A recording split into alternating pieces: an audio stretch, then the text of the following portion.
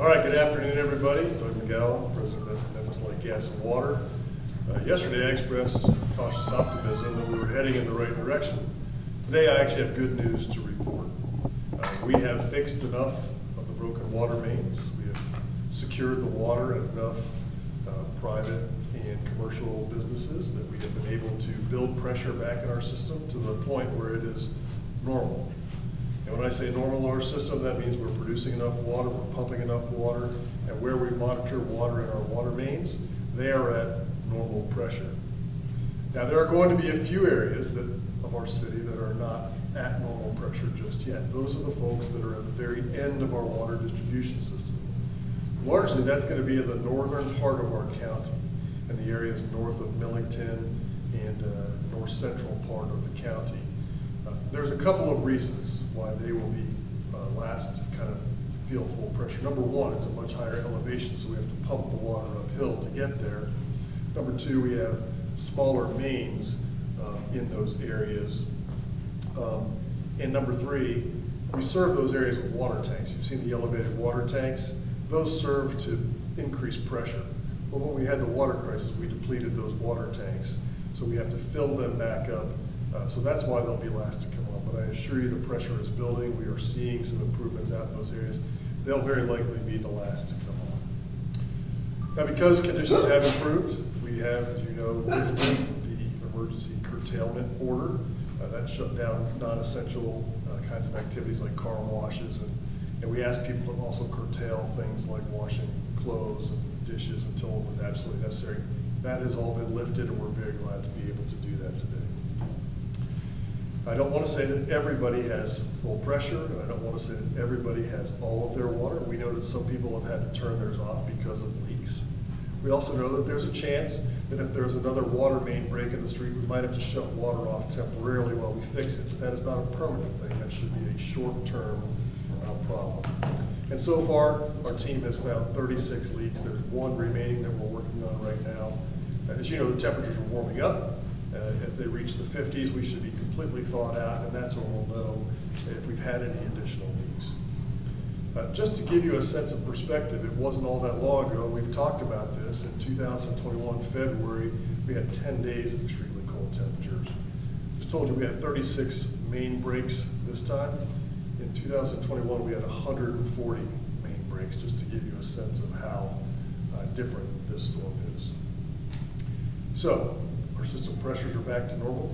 It's operating normally. Pressures are building and people are getting water. The next step is, when will the boil water advisory be lifted? I know that's the question on everybody's mind. I will say no one wants it lifted more than I do, and I want it lifted as soon as we possibly can. So I want to describe the process for how we lift the boil water advisory. First, I have to have full pressure in the system. Once I have full pressure, then my team can go out and begin to collect samples from across the distribution system. They are already doing that. For areas where I have full pressure, they're collecting samples. For areas that don't yet have full pressure, we'll wait till they get full pressure, collect those samples. The next step in the process is we have to process those samples. Now, yesterday I talked about physics. Today I'm going to talk about biology or science. Once I have those samples collected, I have to put them in an incubator, and they have to remain there for 18 hours. That's so those cultures have the opportunity. If there's any bacteria, they can grow and we can detect it. So it's a fixed period of time. From the time I put them in, I can't do anything for 18 hours until I get those samples out. Now, our very great hope is we're not going to find anything. However, if we do, then we have to go back out and sample again, and then it's another 18 hours. So, optimistically, if we get all of our samples in the very near future, we'll put them in the incubator. 18 hours later, we'll know what our result is. If we see anything that's abnormal, we'll have to sample again, wait another 18 hours. As soon as we get those samples back, we ask the State Department of Energy and Environment and Conservation, TDEC, to validate our results, and then they give us permission to lift the boil water advisory. I talked to you a few days ago, that's why I said it takes a few days for us to get this done. But that's what the process is, and as soon as we possibly can, we will get that boil water advisory lifted. My aim is to get it For areas where we can, we'll lift it first. For areas where we're having trouble getting the pressure back up, if we have to lift them slightly later, then we'll do so. But first opportunity to lift, I will do so. So again, we're continuing, because we have that boil water, we're continuing to distribute water to the community. We've done about 4,000 cases so far today. I know we did another 2 locations, one at Iglesia Nueva Vida. I think we just wrapped that up, and another at First Baptist on Broad. We're thankful for those 2 partners to allow us to do it. And again, we've thanked our sponsors, Ajax and Ron Kent, Mayor Harris and Shelby County Office of Emergency Management, Omega Psi Phi Fraternity, the Loyola Chapter, TVA, and others who have brought water so that we can distribute. We'll plan for another distribution tomorrow. The time and location will be yet to be determined. We'll announce that later this afternoon once we figure that out, and we'll put those details out for you when we know them. So that's what I wanted to pass along to you today. I'm sure you have other questions, and I'll take those now. We are 1 week into winter. How can you assure your customers that we won't be standing here in January and February and March with this problem? Well, I can't control what Mother Nature does, and I obviously can't control the nature and variability of the breaks that we have in the system. I'll come back to something I said yesterday. We are making investments in our water system. Just since 2020, we put $53 million of infrastructure improvements into our water system. It bears repeating, but if we had not made those investments, many more people would have had low pressure, and many more people would have been without water. So we are making progress. You said that there were 18, it would take 18 hours, but you do have people out taking samples from pool pressure. Yes, when we get they're in position, when they assess that they are at full pressure at that point in the system. Again, I'm measuring full pressure coming out of the pumping station. They have to go out to the far end of that line, and as soon as it hits full pressure, they are ready to take a sample and bring it back to the laboratory. Do you have a percentage of how many are potentially at full pressure? Well, there will be about at least 36 sample sites, so I don't have a list of how many are at full pressure yet. We've got the team out there ready to go. So I know they're working on that today, and we expect samples to begin coming in this afternoon. Last question, can you give a message to the people that live in northern Shelby County? You mentioned that they do not have the pressure yet that we're seeing within, closer to Memphis. Sure. Who, a lot of them have been without water since the very beginning of this whole incident. Sure. Well, it's a physics issue, and that's why we have resources out there. We have water towers out there to make sure that we keep the pressure up. When there's a water crisis like this, and when there are leaks in the system, that depletes that ability for that water. That's an extra buffer.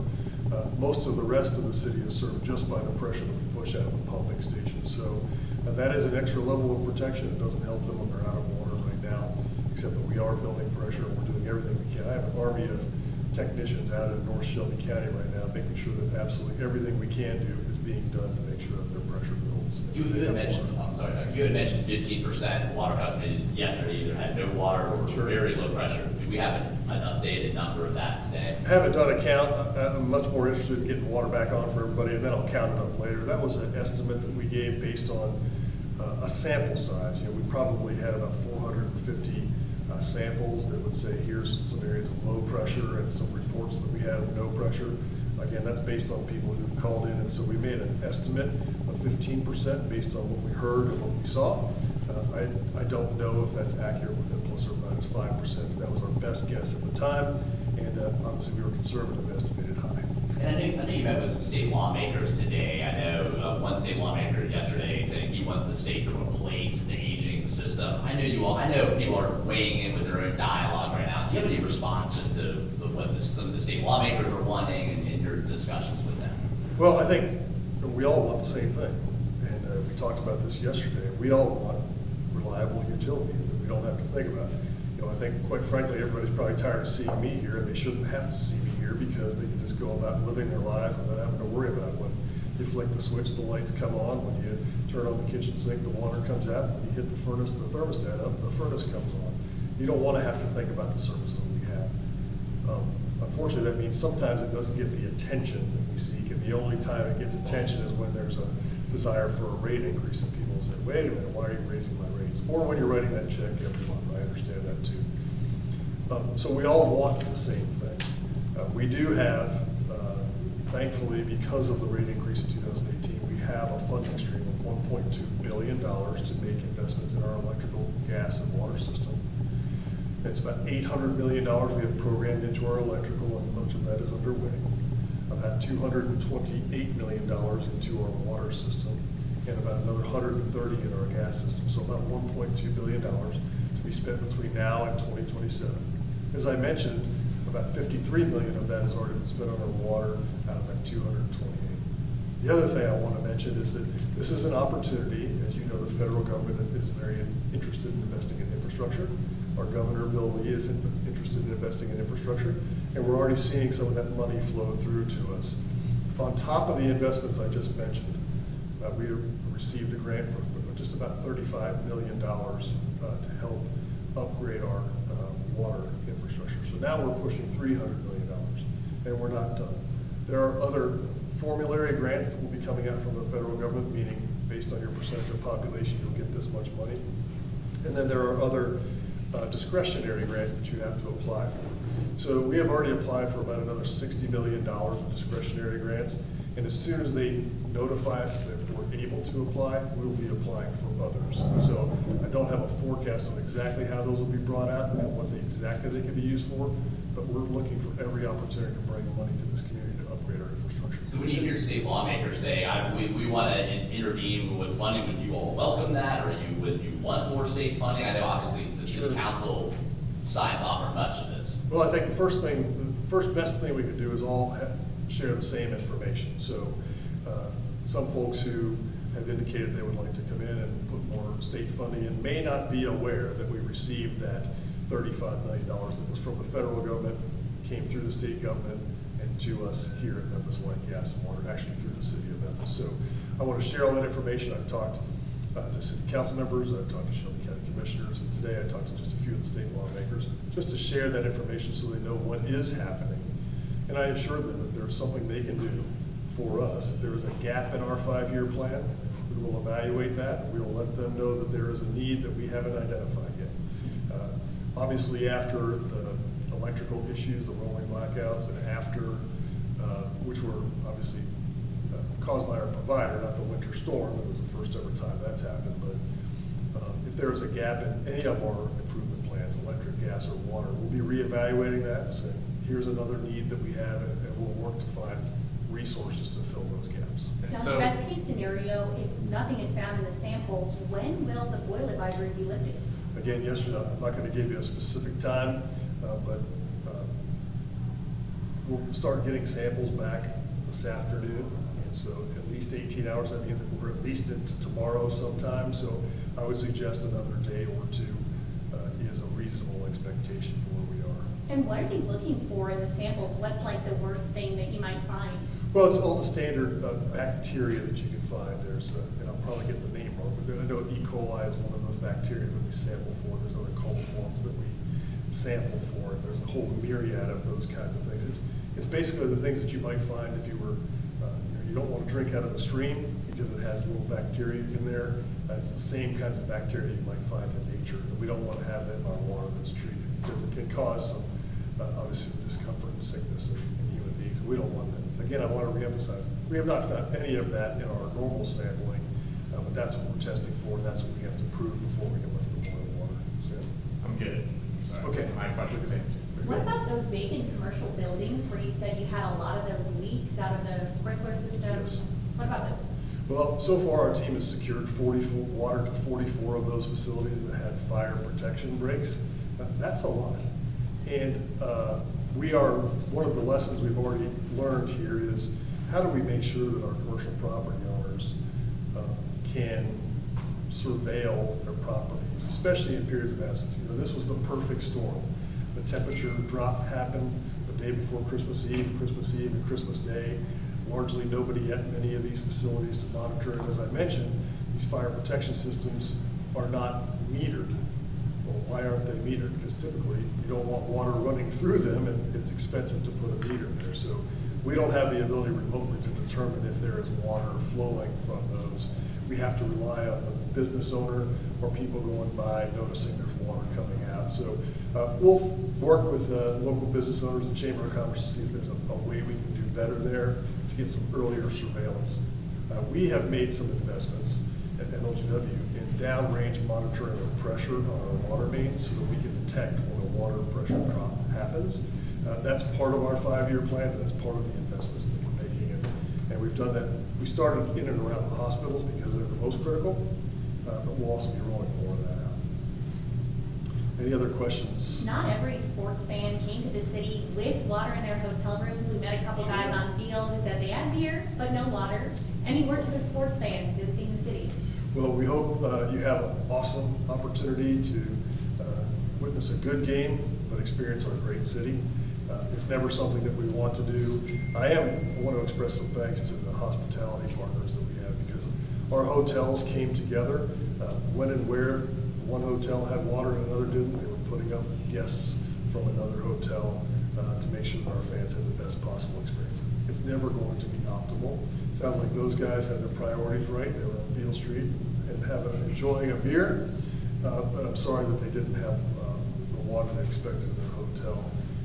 Most of the pressures are being restored so folks can get a shower and that kind of thing, which is part of the experience as well. So we're sorry for the interruption, but I think the game went on last night at the FedEx Forum. The game is going to go on this afternoon, although with some changes to how they operate. That's largely because of the number of fire protection breaks that happened in the Liberty Bowl. Doug, just my coworker was asking, she's hearing that there's some residents in one part of Memphis that had leaks and water issues a month prior to the storm. They said they had tickets, but they haven't had those leaks repaired. Is there any comment you have with that? I'll have to look at that, because we work, again, thousands of tickets at a time. Like I said, yesterday we were 980, we had another 200 come in, and then there are hundreds of calls.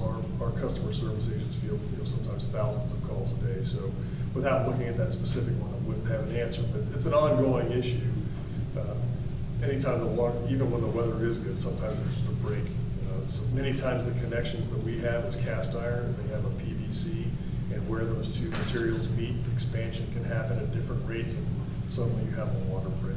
Well, Les, I guess there's a question. When is the earliest any of the cultures are actually going to get in an incubator here? Are any already in an incubator? I don't know if they're, like I said, the earliest forecast we had was that our teams would be bringing them back to the laboratory this afternoon. So they're all out in the field waiting for pressures to come up. And so we anticipate this afternoon that we'll have some of those pressures at a point where they can take the sample, and then our lab folks are standing by to get that ready to process. But you don't know of any specific spots where the pressure is at full capacity right now? Right at this very moment, I do not. But So you just expect it to be by the end of the day? right, because of the pressure, certain parts of the system have had full pressure for longer than others, and I expect that there will be full pressure this afternoon in a number of areas that we can get those samples. Is there a possibility that you'll lift the advisory in certain areas Yes. before others, or do you wait for all samples to come back clear before you lift it?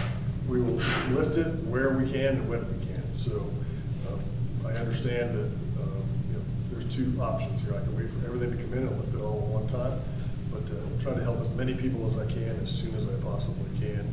I think if someone disagrees with that decision, it rests with me, but I'd like to do that where I can, when I can.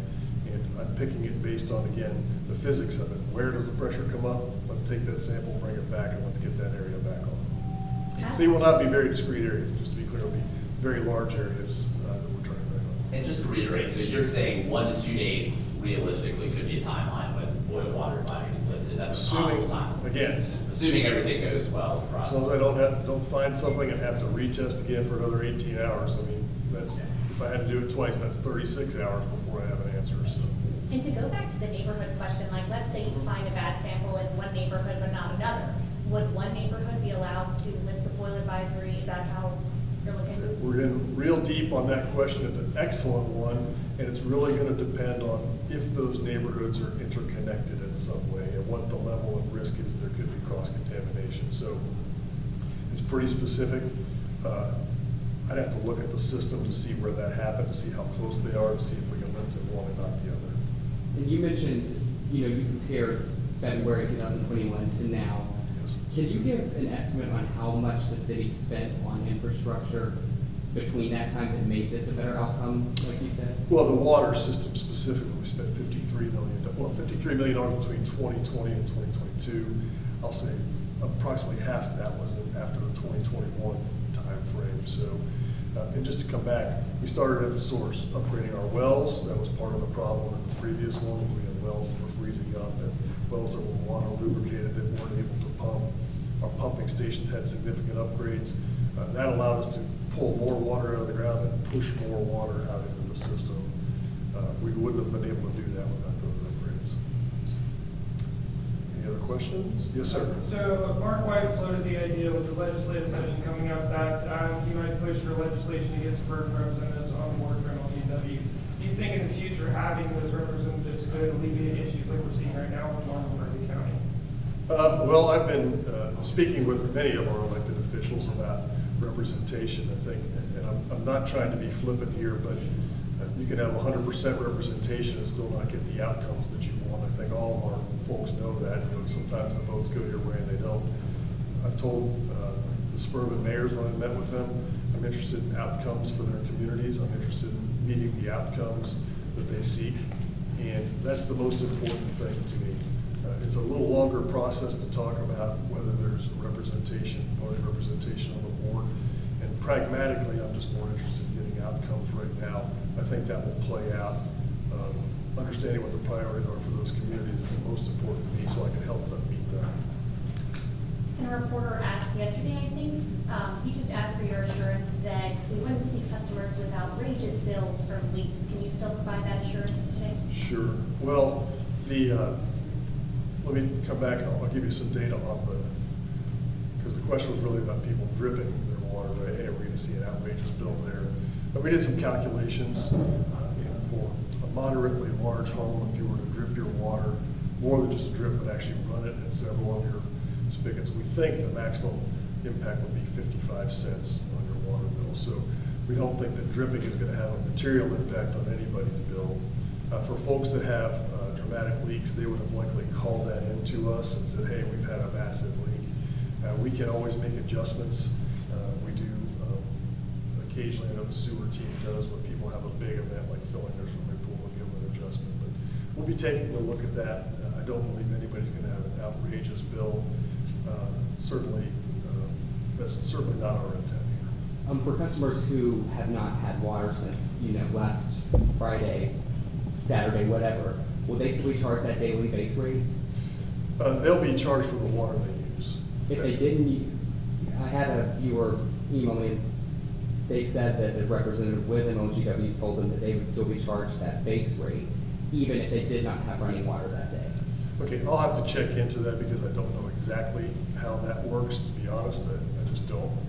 I'll have our team check on that and get back to you, but that's an area I need to learn a little bit more about. Any other questions? All right, y'all, thanks.